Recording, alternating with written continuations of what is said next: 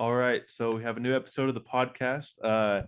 Right now, I have my friend Fernando who's helping me out, and he was super nice and let me have this opportunity to kind of interview him and have this conversation. So, um, for anyone who's new, who has never seen this before and watching this for the first time, the goal of this podcast is really it's kind of unique. I call it the podcast to end all podcasts, and this is because I wish people would have the courage to have normal conversations with their family members and friends normally, but it seems like these days people have a hard time having conversations about certain topics, and so I want to be able to open up and talk with people about whatever we feel inspired, so that way people at home have the conversations like with their family. And I think it's more important that we have conversations in our real life than to listen to other people have conversations, because ultimately your own ideas will change your reality and will define how your life goes. So anyways, Fernando, did you want to introduce yourself and maybe a little bit about you so people know who you are? Yeah, so my name is Fernando Ureta. I'm originally from Chile, and I moved to the United States when I was 23. Right after I served my mission for the church in Chile. Um, so I'm 27 years old. I'm studying at BYU, majoring in finance. Hopefully, I'm gonna be graduating in 2024. Hopefully. Yeah. Um, So yeah, my family, we are five total. My my parents got divorced when I was 3 years old, but um, we always had the opportunity to kind of spend time together, despite the fact that we live in different cities, stuff like that. I have a stepsister who is 15, and my older brother who is 28. It's kind of funny because we all of three were born in the same month. I was born in 29th of August, my brother the 28th, and my sister the 11th. It's kind of funny. Yeah. Um, so yeah, that's a little bit about me. Awesome. So for anyone who doesn't know, I also served a mission for the church, and this is an experience that is like life changing. But you spend 2 years sharing the gospel with people, and you typically you don't stay where you live; you go to somewhere else, another part of either your country or the world.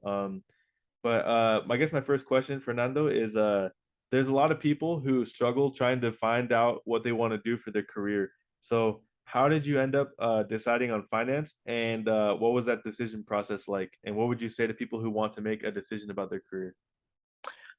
Um, that's a really good question. So I feel like I went through like a different stages as I tried to choose my career or my major in this case. But I remember that I something that really stood out to me when I was growing up is that my both of my parents are entrepreneurs. My mom is a hairdresser, but she always owned was like trying to grow her business. Um, and I remember that she got to the point that she had three different salons. My dad is a baker, and he started his own business as well, and he had like 3 4 different bakeries. So I feel like I saw them uh, trying to do like their best to provide everything for us. But despite the fact that they didn't have any college education, um, neither of my parents went to a university, so they had to go through a lot in their businesses in order to make money. So they didn't have a lot of experience. So um, when I came to the United States, I took like some classes that helped me to figure out like the major that I wanted to pursue. And finance, I feel like it's gonna give me like a lot of knowledge to help other businesses, had like in the management like aspect of it, like working with finance and stuff like that. So I feel like my one of my goals is not only to help like I don't know like big companies like the Fortune 500, so it's like to help like small businesses as well so they can thrive, because I experienced that myself. I saw how my parents lost his like actually two of his businesses when he was trying to make those businesses take off. So I feel like that's one of the reasons, because I'm very passionate about like entrepreneurship, like entrepreneurs. stuff, like entrepreneurial things in general. So I feel like finance is gonna give me like all of the tools that I need to help people with more knowledge, not only like having experiences, you know. So Yeah. that's one of the reasons why I'm studying finance. And I feel like I would say like anyone who's not like pretty sure about what they want to study, I feel like most university have like these special classes of career exploration that you can I don't know, like interview people in certain areas or field that you're interested in, and by doing those interviews, you can tell if you really want to do that for the rest of your life based on these people experiences, you know. So because once I heard that sometimes you don't have to really follow your passion, but you have to follow uh things that you're really good at. And when you're really good at something, eventually you will become passionate about it because you see the results. um so yeah. Yeah. So, is that something you did at BYU? You had like an opportunity to sit down with different people, and I guess you were able to explore different options before you chose finance. Yeah, when it came to the States, I didn't speak like any English, so I had to do like a ESL program for a month, and I tried to improve my English as I don't know, as fast as I could because I just wanted to start college. So after those 8 months taking this course, what I did is just took a break and then applied to another school. It was like community college in Salt Lake City, Utah, called Ensign College. So they didn't allow you to take any other classes that they had, except if you take like that specific exploration or career exploration class.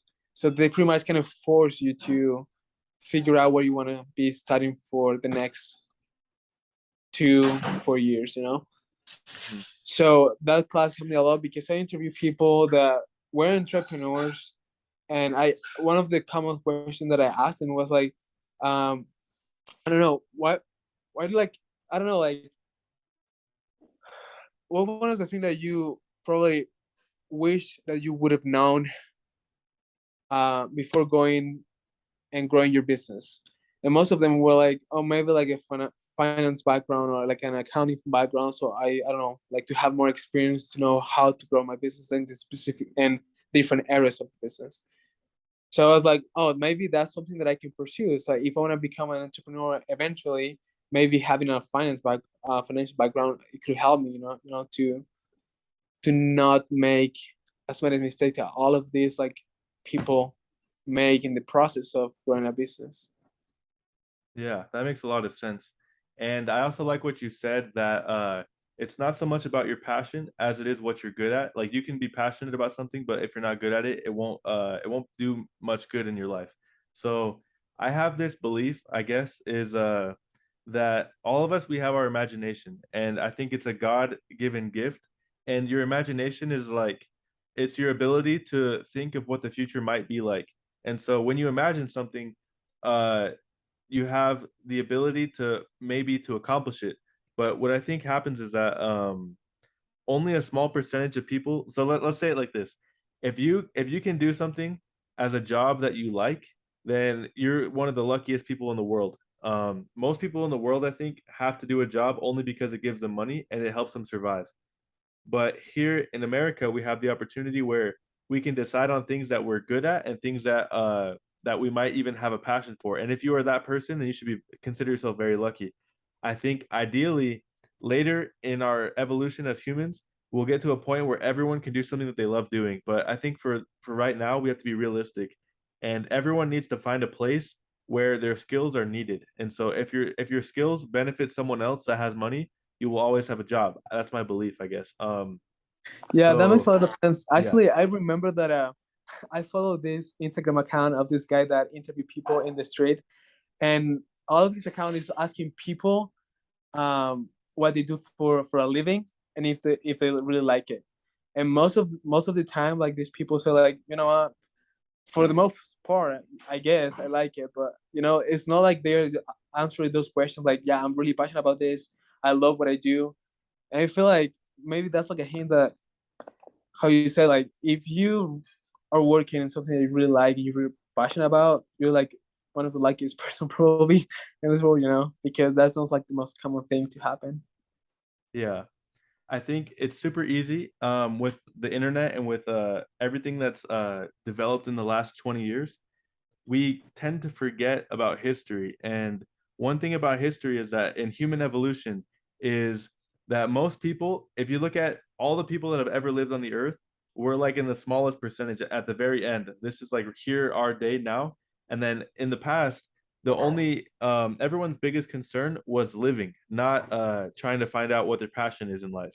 So for the longest time, people are trying to avoid illness, they're trying to avoid injury and death and exposure to the elements. They're trying to build communities, maybe build a house, and that's what their life is centered around. And so each generation has had to fight through life just to live and survive.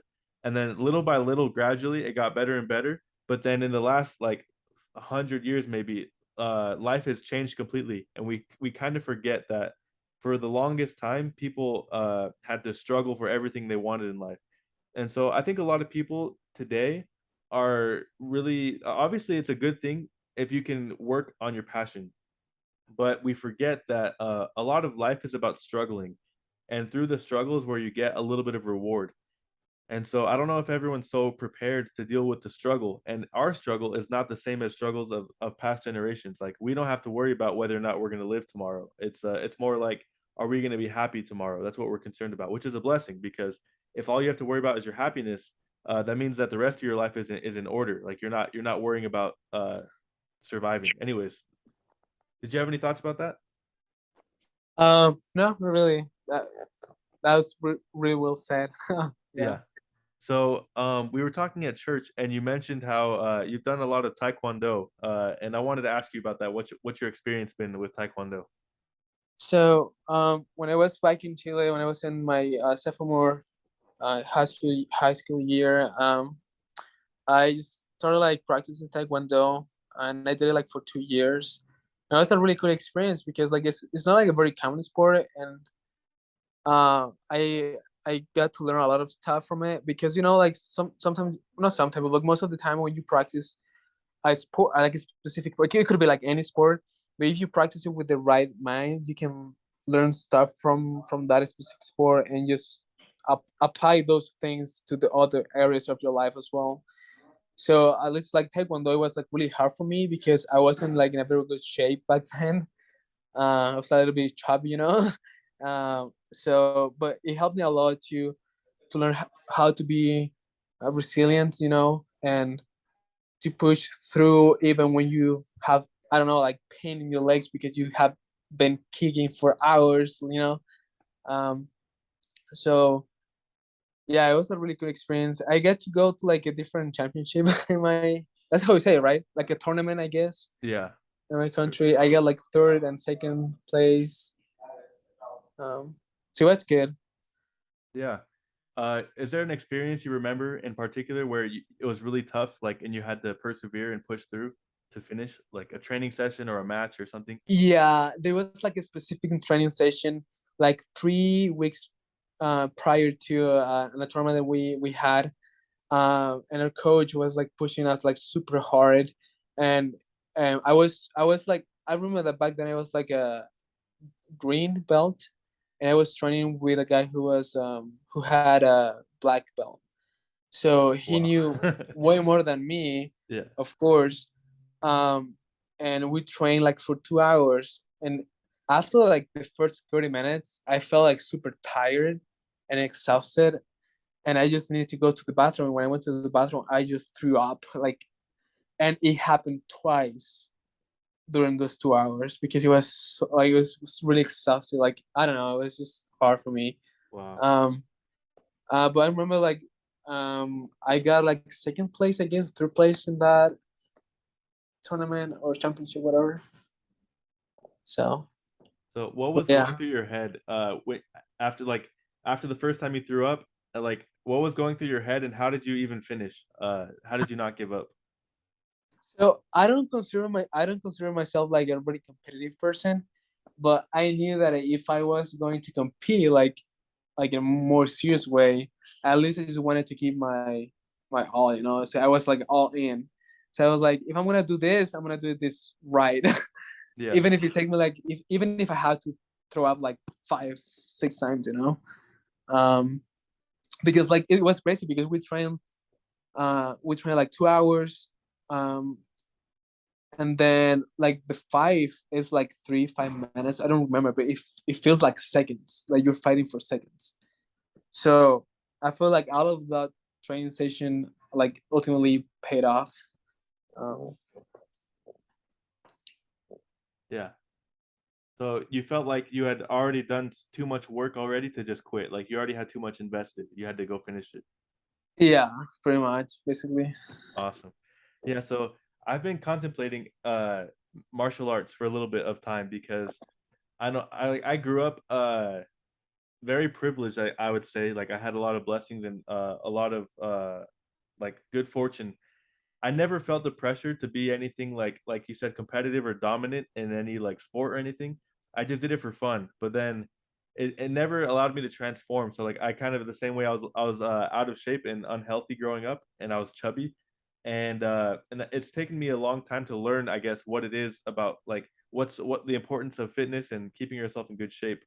And so I've been learning a lot. And one thing I realized, and this is a belief of mine, I think, especially for men, women too, if they want, but I think men need to learn how to fight in like in some kind of capacity, or like even if it's just a martial art, and it's not like actually fighting in a cage, because it teaches you this discipline that, like I said, like we're not learning in our lives these days because everything is so taken care of. We don't have to fight for our survival and build homes like just so that we don't die in the winter. Like the things that people did in the past thousands of years just to live, uh that's what made them who they were. But in our day we don't have the same type of adversity, so we have to create it for ourselves. We have to create the conditions that will make us into the person we become. So anyways, I just meant to say one thing is that I think when it comes to, I guess, the people who have success or the people who like are driven and motivated, the only like there's a key difference I think between someone who doesn't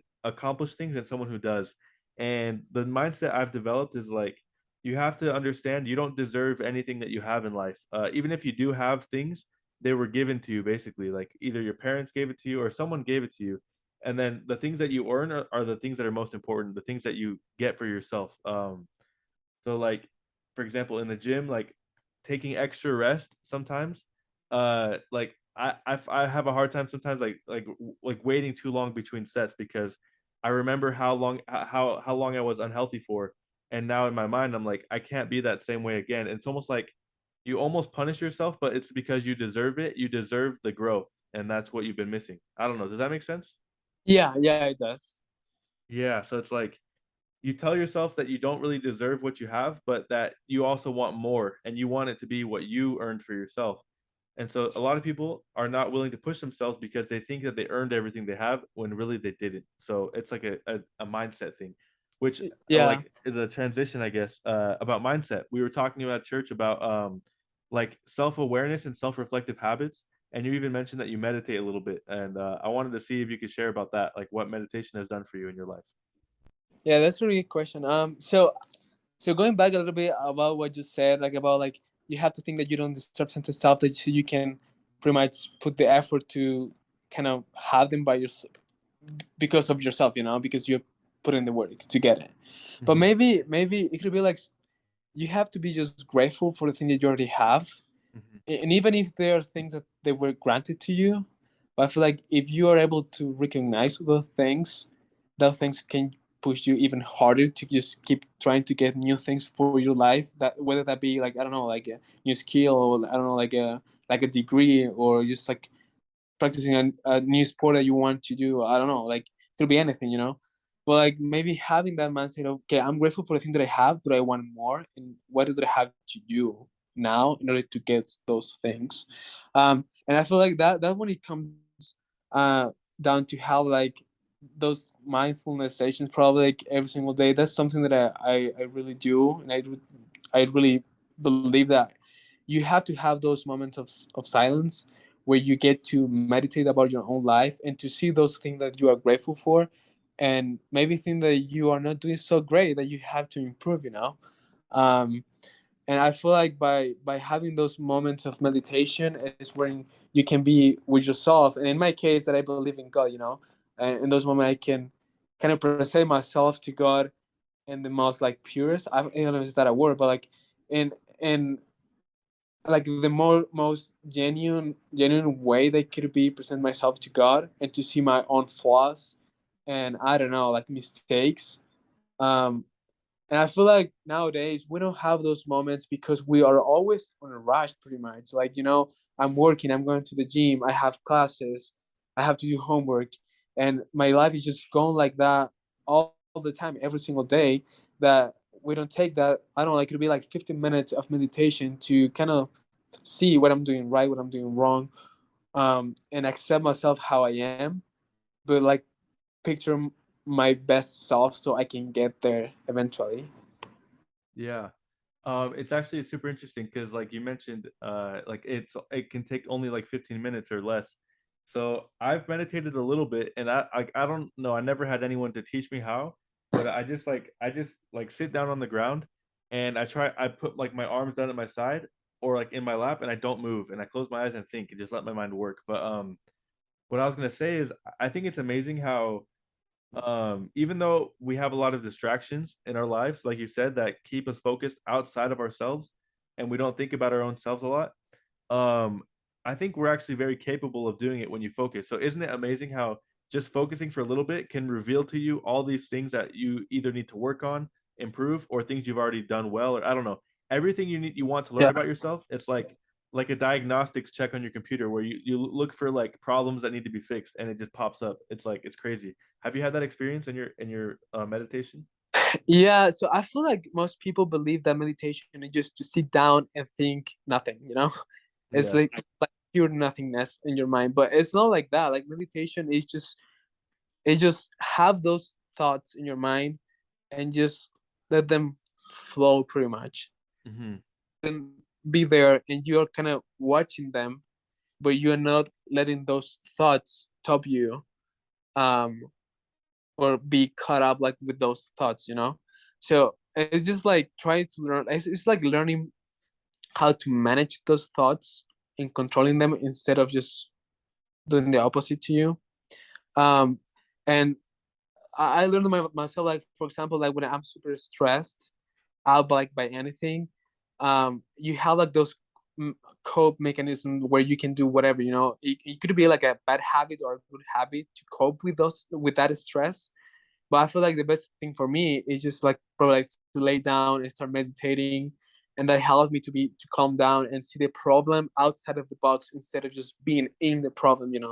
So for me, if I feel like kind of anxious, I would say like, what is uh, my how I'm gonna cope with that specific problem, instead of just like trying to live with the problem myself. I just try to step back and see like from outside, and I feel like that's how meditation helped people to change that mindset.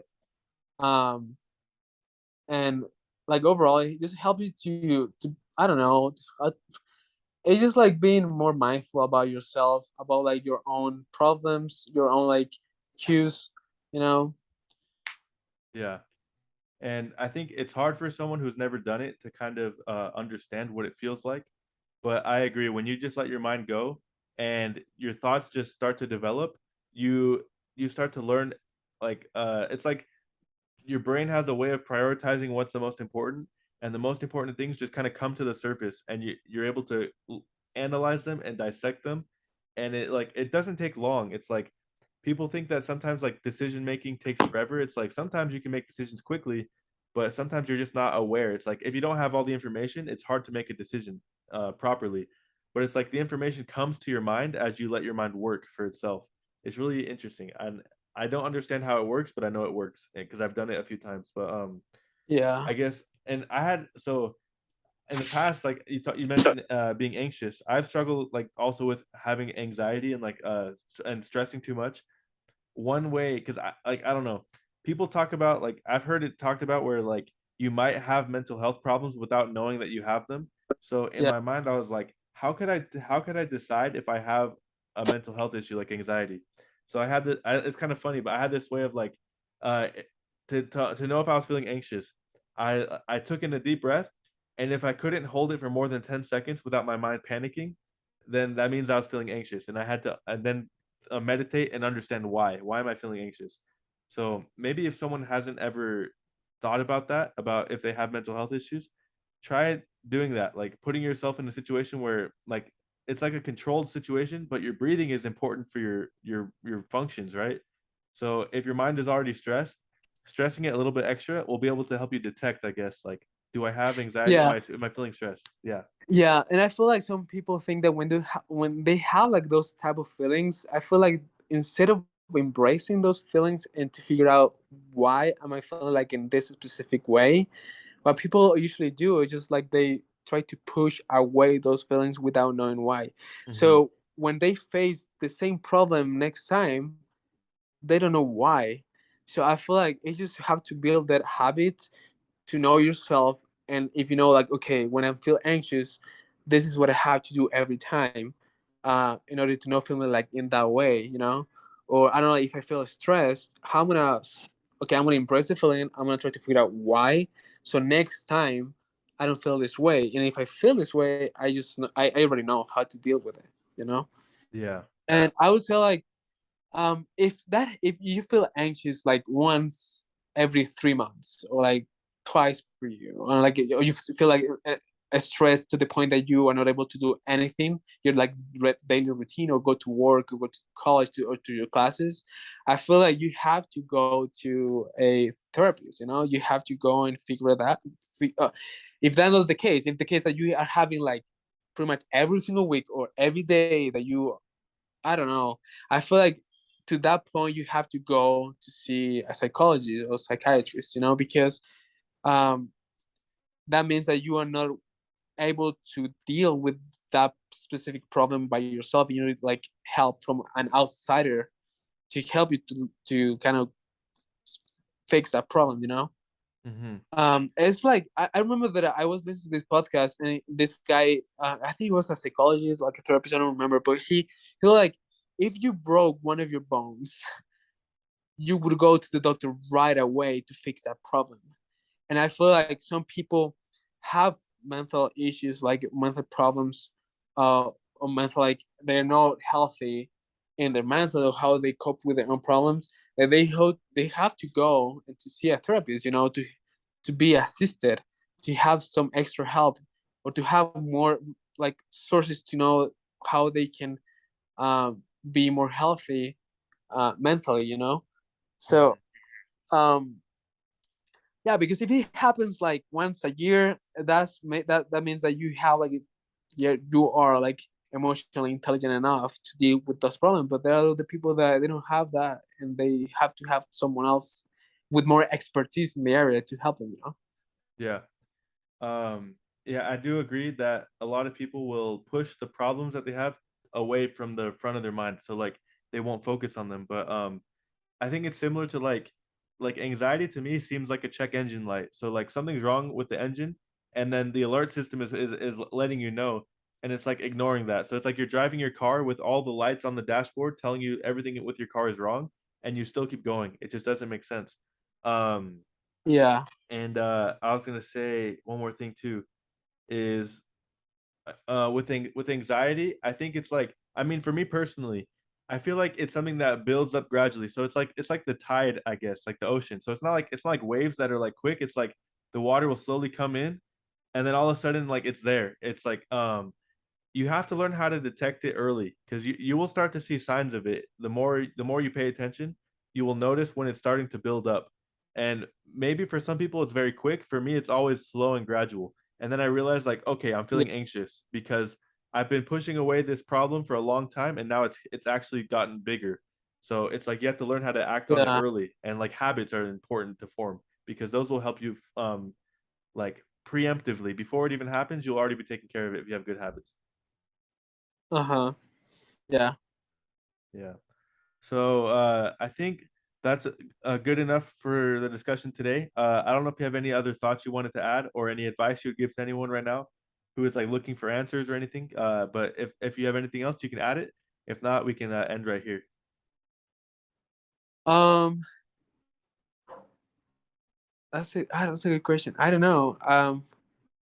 I don't know. I also like if there's someone out there that is struggling with anything in particular. I don't know that you have to just push through it, and just like trying to be mindful and taking care of yourself.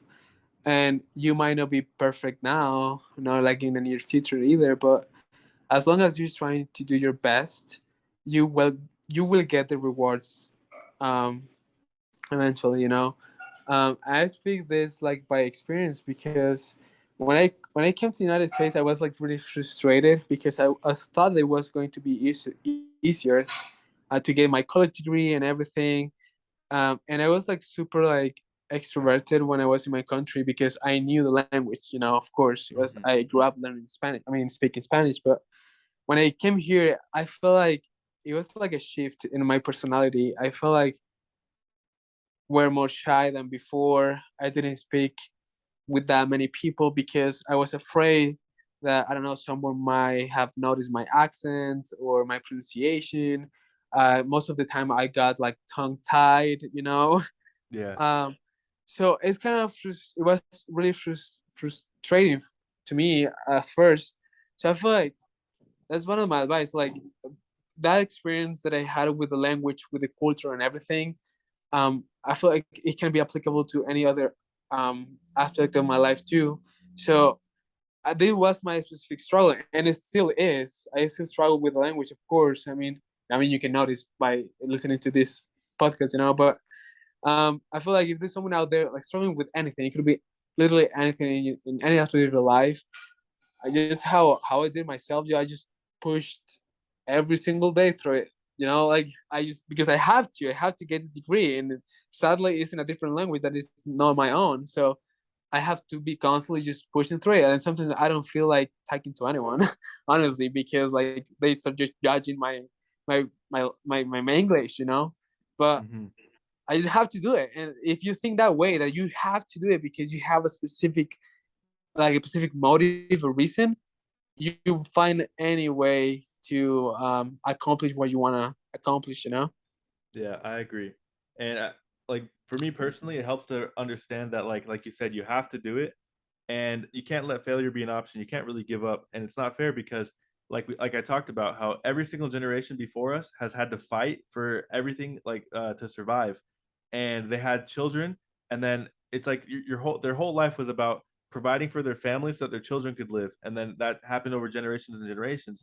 You've had an ancestor that's lived through every single hard and tragic event, every war, every like natural disaster, every single bad thing that's happened in the past. You had someone in your family living through it, and they got through it so that you could be here right now. So you have to think about ahead, like what am I going to do right now that's going to allow my children to be able to be in a better position. So it's there's no option to quit, and but you also have to realize it's not impossible to overcome any of your challenges. You just have to keep, like you said, keep pushing. I like that. I like that a lot. Yeah. So yeah, that's everything I guess that I had to discuss. But thank you, Fernando, for joining, and anyone who's watching, thank you for watching as well. It means a lot to me. So hope we all have a good night or a good day whenever you're watching this. But anyways, we'll see you all later.